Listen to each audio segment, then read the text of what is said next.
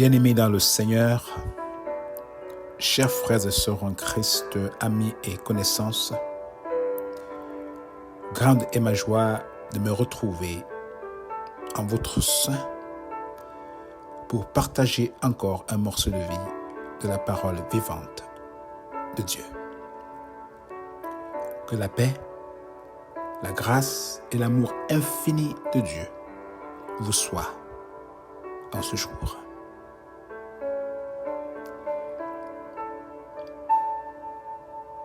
Voici la parole vivante. Et voici, je viens bientôt. Apocalypse 22, verset 7.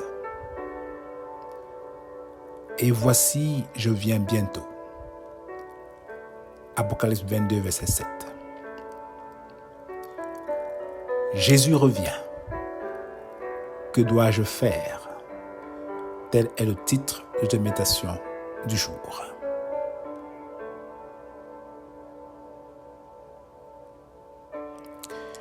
S'il y a un autre événement, sinon le dernier qui marquera notre histoire, ce sera bien le retour triomphal de notre Seigneur Jésus-Christ. Oui, il se pourrait que cet événement soit le dernier que l'humanité ait à expérimenter après avoir témoigné de la naissance et de la mort et de la résurrection de notre Seigneur Jésus-Christ, tel que Dieu l'avait annoncé à travers les prophètes. La dernière prophétie à s'accomplir est bien celle du retour de Jésus, notre Seigneur et Sauveur, sur cette terre, et ce sera la fin. C'est ce retour triomphal que les enfants de Dieu attendent, certains avec patience et d'autres avec impatience, car c'est une promesse de la part de Dieu à ses enfants, comme nous pouvons le lire ou la lire en Jean 14, verset 3. Et lorsque je m'en serai allé, dit Jésus, et que je vous aurai préparé une place, je reviendrai et je vous prendrai avec moi afin que là où je suis, vous y soyez aussi.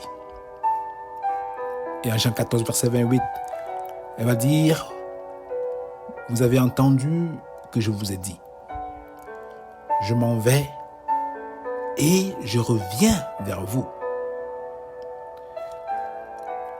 Je vous laisserai pas orphelin. Je reviendrai vers vous. Dans peu de temps, le monde ne me verra plus. Vous me verrez vivant et vous vivrez aussi. Jean 14, verset 18. Il est clair, d'après ces quelques versets de la parole vivante de Dieu, que le Seigneur Jésus reviendra dans ce monde pour chercher avec lui ceux qui ont cru. Feras-tu partie de ce groupe que le Seigneur viendra chercher?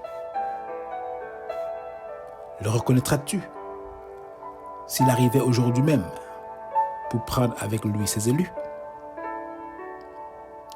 Rappelons-nous que la naissance de Jésus avait été annoncée bien longtemps avant qu'elle prenne place. Avec joie, beaucoup attendaient cette naissance, la venue du Sauveur de l'humanité, et avaient hâte donc de le rencontrer. Pour les autres, ce n'était peut-être que des rumeurs. Peut-être ils n'y croyaient même pas et vaquaient à leurs occupations comme si de rien n'était. Mais lorsque la prophétie se réalisa, les rois de son époque, qui ne s'attendaient pas à accueillir le petit Jésus, roi venu du ciel, ont tout fait pour l'éliminer dès son jeune âge. Alors que de l'autre côté, ceux qui l'attendaient étaient dans l'adoration dans la réjouissance, car la promesse tant attendue était enfin réalisée. Nous pouvons entendre le prophète Simeon dire « Maintenant, Seigneur, tu laisses ton serviteur s'en aller en paix, selon ta parole, car mes yeux ont vu ton salut. » Car mes yeux ont vu ton salut. Mon frère, ma sœur, puisque son retour est certain, comme sa naissance fut, comme sa mort fut, comme sa résurrection fut, rien ne l'empêchera de revenir selon la parole de Dieu. Oui, puisque son retour est certain, comment le recevras-tu? Le recevras-tu en tant qu'adorateur ou en tant qu'ennemi? Car il y aura d'autres qui vont l'adorer ou bien vont le voir en tant qu'adorateur et d'autres en tant qu'ennemi.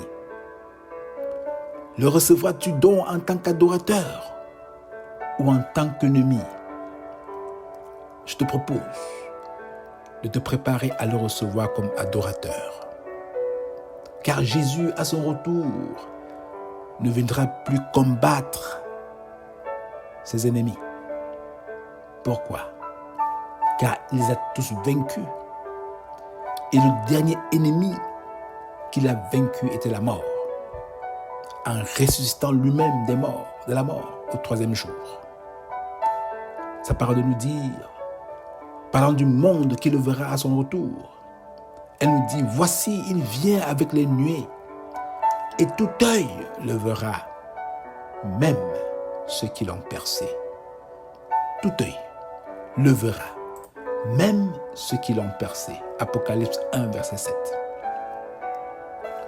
Oui, même ceux qui l'ont percé, c'est-à-dire même ses ennemis. Et en Philippiens 2, verset 9 à 11, elle poursuivra en disant, c'est pourquoi aussi Dieu l'a souverainement élevé et lui a donné le nom qui est au-dessus de tout nom, afin qu'au nom de Jésus, tout genou fléchisse dans les cieux, sur la terre et sous la terre, et que toute langue confesse que Jésus-Christ est Seigneur, à la gloire de Dieu le Père. Et que toute langue confondue confesse que Jésus-Christ est Seigneur, à la gloire de Dieu le Père. Mon frère, ma sœur, Jésus ne revient pas comme défaitiste. D'ailleurs, même, il n'a jamais été. Il vient pour régner comme Seigneur sur toute la création. Que nous l'aimons ou que nous ne l'aimions pas, toi et moi serons sous son autorité. Peu importe où que nous nous trouverons, que ce soit dans les cieux, sur la terre ou sous la terre, toute langue confessera que Jésus-Christ est Seigneur, à la gloire du Père. Nous pouvons refuser aujourd'hui de le connaître. Nous pouvons l'ignorer. Nous pouvons le rejeter. Nous pouvons fermer la porte de nos cœurs lorsqu'on nous parle de ce Jésus. C'est la liberté que nous pouvons jouir encore sur cette terre. Mais celle-ci, ta liberté, ma liberté, prendra fin au retour triomphal du roi des rois, du Seigneur des seigneurs. Si dans un pays, les soldats, les militaires, les gendarmes et toute la sécurité publique et les services secrets, une fois avisés du retour du président de la République, peuvent s'organiser afin d'être prêts pour accueillir le président. Oui, s'ils peuvent le faire pour sécuriser son circuit de l'aéroport à la présidence, une fois l'alerte lancée. Qu'en est-il de toi et moi qui attendons avec patience le retour du Seigneur? Que devons-nous faire en attendant, mon frère, ma sœur? Comment devons-nous nous apprêter pour le recevoir? Comment doit-il nous trouver s'il revenait aujourd'hui même? Car rappelons-nous, nul ne sait le jour ni l'heure. Serons-nous prêts? Seras-tu prêt ou prête à le rencontrer? Si oui, comment? Ce sont des questions que nous essayons, dans la grâce de Dieu, de répondre dans les prochaines publications de la parole vivante. Mais d'ici à là, prions.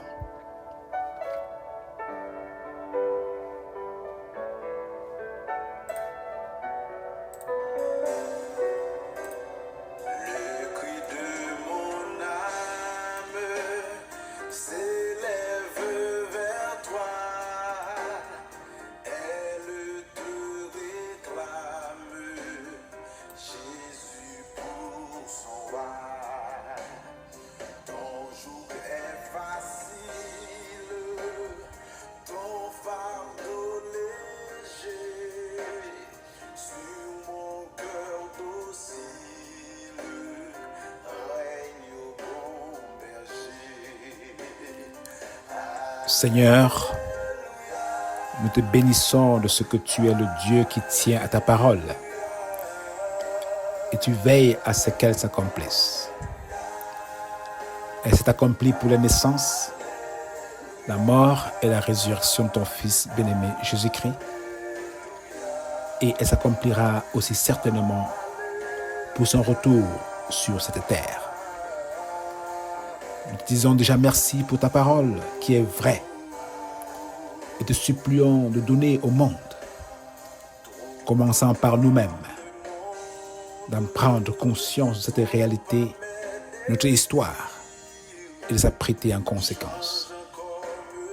Viens nous en aide, afin qu'aujourd'hui, ceux qui sont encore ennemis de la croix puissent saisir l'opportunité aujourd'hui même pour être amis et bénéficier eux aussi de la place que tu nous réserves auprès de toi lorsqu'il reviendra pour nous chercher. Merci Papa. C'est en son précieux nom que nous avons prié. Amen.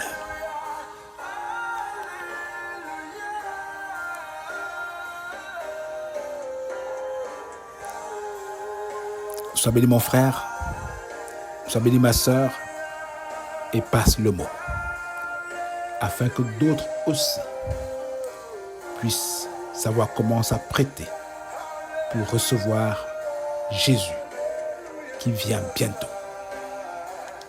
Oui, il vient bientôt et nous devons être prêts. Passe le mot afin qu'à la prochaine édition, il puisse être connecté et recevoir la recette pour s'apprêter à recevoir le Sauveur. Je prie que d'ici à là, qu'il vous protège, qu'il vous tienne par sa main et vous guide à travers sa lumière jusqu'à son retour. Soyez bénis, soyez bénis, soyez bénis, soyez bénis mes frères et sœurs, je vous aime. Soyez bénis au nom de Jésus-Christ, le seul Seigneur et Sauveur. Portez-vous bien et à bientôt pour une prochaine édition de la parole vivante.